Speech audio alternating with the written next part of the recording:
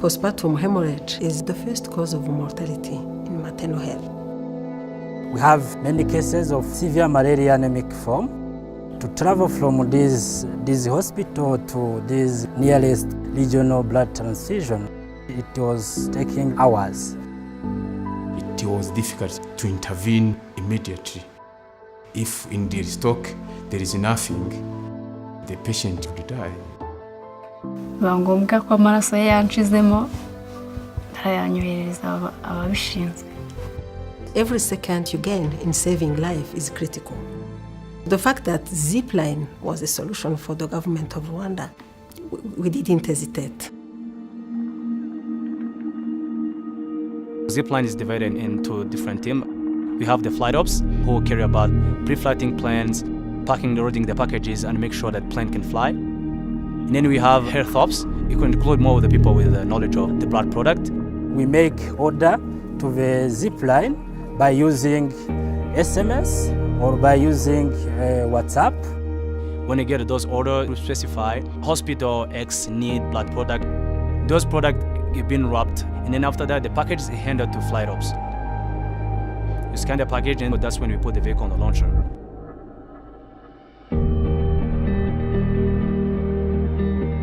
The vehicle will fly autonomously up to the hospital.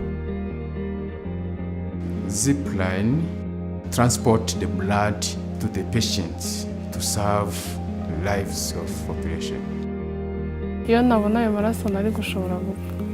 Igihe kuva basaba amaraso n'igihe yatugereyeho nta minota 5 irimo. Nabona ayo maraso kumva naritabye Imana ko ari yagize umuntu. We can avoid expiries, we can avoid stockout because the supply chain has improved. Blood is life. It is saving life for Rwandans. Zipline must cover all world. It will be a good thing. I would wish all countries partnering with Zipline to deliver to the needed population.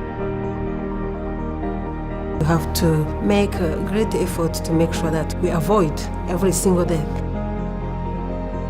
It's the greatest investment we have, our people. And every single opportunity that can add value to what we are doing, we take it.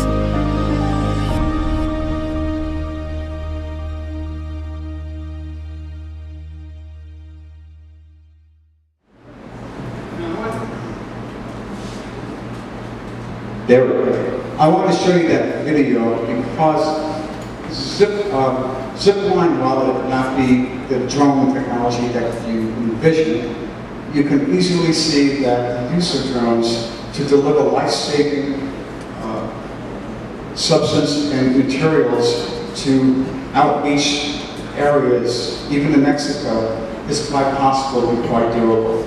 And those are things I want to make sure that we understand, that when we have commercial use, we also have humanitarian benefit that we can use drones for. I think it's important to keep that in mind. Okay, the insurance company, it's quite obvious that drones can be a big asset in analyzing and providing risk analysis for their own underwriting departments. If you have large territories or large properties, obviously insurance companies can use drones in order to analyze what the risks are associated with insuring any particular property. That's, for that matter, any activity. If there's an activity going on, they can monitor what is going on, what controls, what risks exist, and that's what their business is, obviously insuring, and their pricing is based upon the exposure that they have as a company for future claims. We all are very familiar with the military's use of drones. Some of it actually, no doubt, is meant for military purposes, but are not meant disabled. However, there is the flip side of that there is the military use of drones to save lives. For instance, I want to point out to one specific field, and that's called minefields. In countries that are conflict, that have been exposed to other conflict countries that have been exposed to global warfare, okay, drones can be equipped with ground-penetrating radar that can then fly low and determine the location of minefields. So generally speaking, what happens is that when a conflict ends, a lot of mines are planted in roads, IEDs, as you all been aware of. This technology can be used in order to locate those mines, and therefore accurately, because we'll have GPS coordinates, so it will pinpoint exactly where they are, and they can be extracted, saving a lot of lives and innocent collateral damage of people who might otherwise be hurt. But obviously, road recon, tunnel recon, exploring structurally infrastructure can be real beneficial in saving time and just a lot of time, so you understand what is needed for repairs. Military and civilian authorities, the police obviously want to use drones so they are more aware of what's going on in the community. You can use your own imagination on what the police can use it for, but certainly using thermal cameras, they can understand where people maybe that they're trying to hunt, maybe have escaped. They can basically approach situations much differently with more better information. Shipping and harbor management, surveillance, and security. In Canada, the harbor masters are scared to death of a ship coming in that is set to explode. They also are aware that ships coming in, sometimes they don't subscribe to the port of call, meaning that they don't do ship to shore, tell them who they are. So they want to send drones out in order to identify the registration and who the ship is, so they can be better prepared for who might be coming in. But cruise lines, for instance, they want to use drones in order to have surveillance even around their ships, whether they be in the harbor or actually whether they be at sea. So I think there's a lot of good intelligence that's going on. South Africa and Abu Dhabi, in the port of Islam in Korea, have been using drones to monitor the harbors for a very long time. Inspections and investigation of service. Power lines, wind tunnels or windmills. In order to determine what's necessary for repairs, sending a drone certainly on high tension lines and seeing what damage is more effective than sending somebody up on a ladder and climbing up to find out what is going on. Just as a side, flying at night is optimum time for thermal imagery to capture the release of transfer heat accumulated by the building during the day. Meaning that you can find out where leaks are in buildings by just sending up a drone at night and seeing where the heat is escaping from the building. Again, cost efficiency in the use of building materials and energy efficiency. The gas industry and oil industry, that pipeline inspection is a big one, especially if you consider the number of lines, or the amount of miles are necessary in order to accommodate. Inspecting for any cracks, leaks, intrusions by visitors who may be there not to do the best of business with the lines.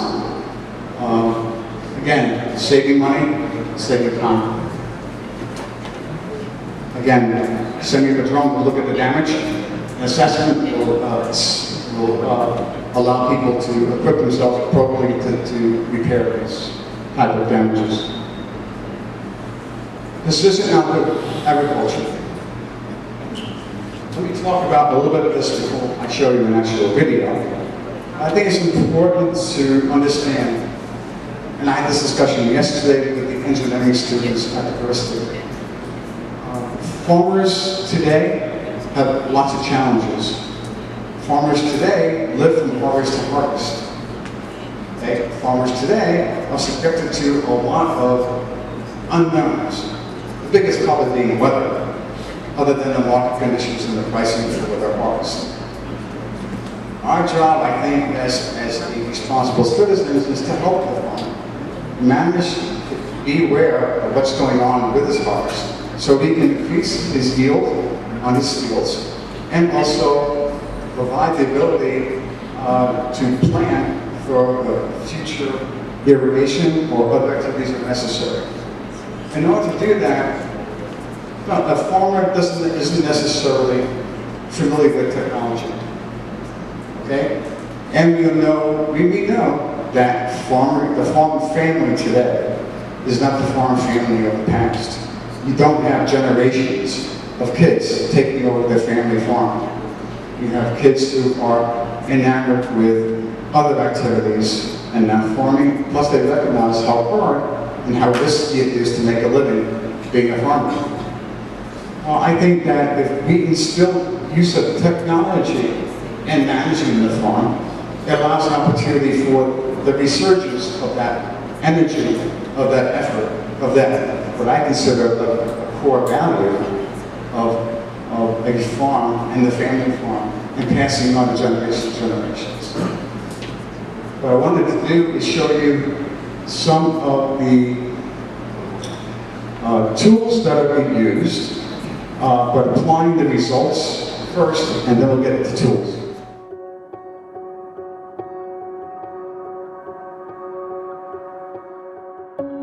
我是一名植保无人机飞手，从事植保作业已经有半年时间。我的每天的主要工作是给南瓜和玉米打药。以前我就很关注植保无人机，但是学习飞行和操控很困难，需要很小心的去飞行。在试用了 MGES 以后，我发现这是一台很智能的植保无人机，它让作业变得更简单。每次作业前，拿着遥控器绕着农田走一圈，就能直接规划好航线。 下次作业时直接调用数据就可以了。设置好喷洒参数和作业模式，上传到植保无人机以后，就能开始自动作业。操作简单，而且效率很高。我们一天能完成400-500亩的作业。Hello. Trying to show you is that DJI in China has been very aggressive in looking at how to use drones in agriculture. And to the point of even doing spraying accuracy on plants and crops, not just above, but also underneath the plants. One of the things that they do is that they have GPS so that they can actually hover over the plant, and based upon the height of the plant, it adjusts its height so you have the right coverage. The efficiencies that they've been able to achieve are substantial, but you can imagine going to a farmer and saying, hey, how about if you buy one of these? Well, it's a big investment, number one. And number two, the education surrounding this is very complex, to say the least. So what we need to do is look at not just providing hardware, not providing software, but providing solutions. And you can provide solutions as a service. That's one of the things that we do, is provide a service that is a combination of hardware, software, and value. And that's the way we need to do to address the nation. As you see, sorry for the Chinese being spoken.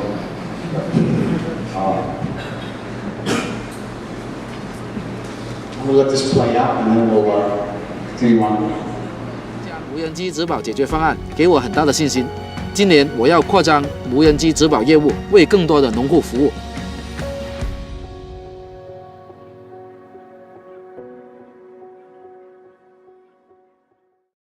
Many times, and I've noticed recently there's a ton of construction going on. That's great. I'm glad to see that. That's really good for the economy. I'm happy for that. One of the things that is important about construction is that you're able to monitor what is going on at a construction site. And sometimes, because of this proximity or lack of thereof, you can monitor what's happening from day to day and use video imagery to determine what progress has been made through some sort of interpolation and extrapolation of the data from the videos for comparison between day to day. And in order to manage complex jobs and the schedule, it's important to be aware of what is going on in the construction site.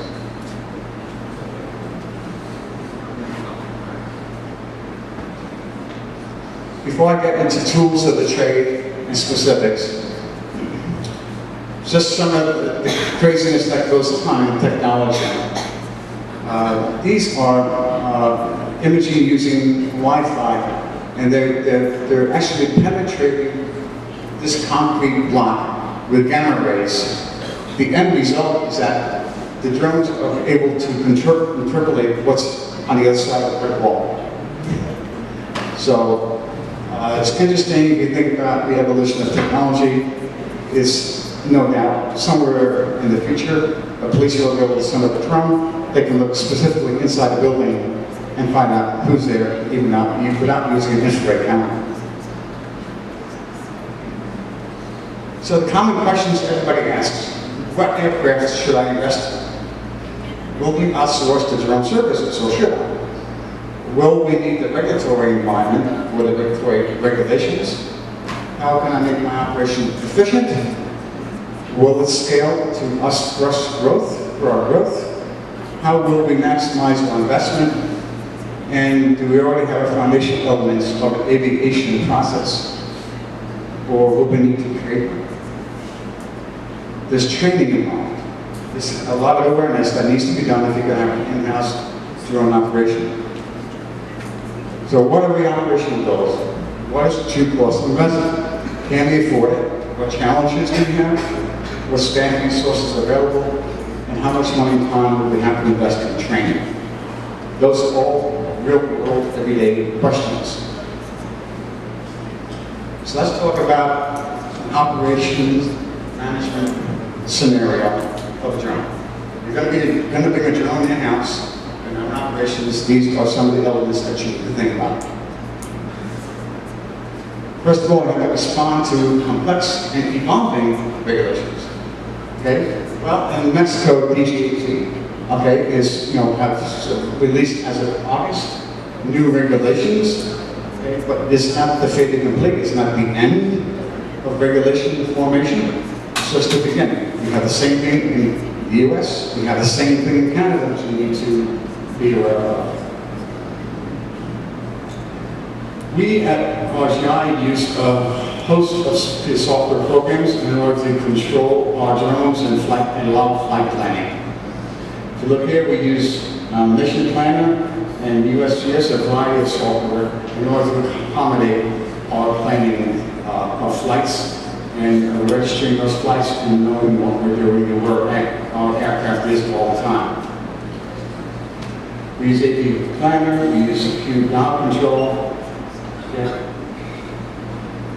we use Tower App, we use UGS Universal Ground Station. So those are a sampling of things that we do in order to control our drones and plan for flight operations.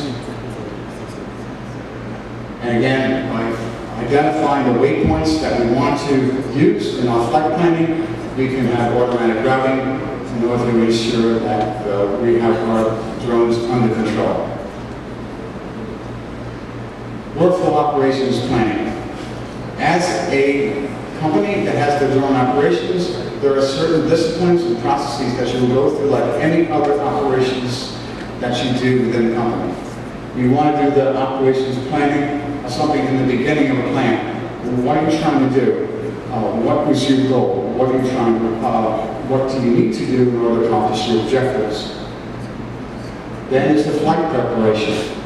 Flight preparation has to be done many hours, if not weeks before, so that you're able to schedule the resources necessary and all to make sure that there's no competing initiatives going on at the same time.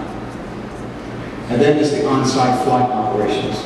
Again, being in tune to the fact that you have to have your drones under control, and also that your situational awareness for what is around you and what can potentially affect your drone operations. This is just a snapshot of what's necessary if you're filming. You haven't been in the movie industry and you're filming something for a set. These are all the steps that are necessary in order to do that safely and efficiently. Anywhere from dispatch all the way to identifying response procedures so that you can minimize any risks and address them if something negative should happen during the filming. The challenges of data collection. Okay, so we talked about a variety of drones and being able to capture data. However, do you really know how much data we're talking about? Okay, everybody knows about a petabyte. Everybody knows about maybe an exabyte. But look at the zettabyte, yottabyte, quadrobyte, and geobyte. And this enormous amounts of data are being collected. Who's going to process that? How are you going to process that? And what are the results going to look like?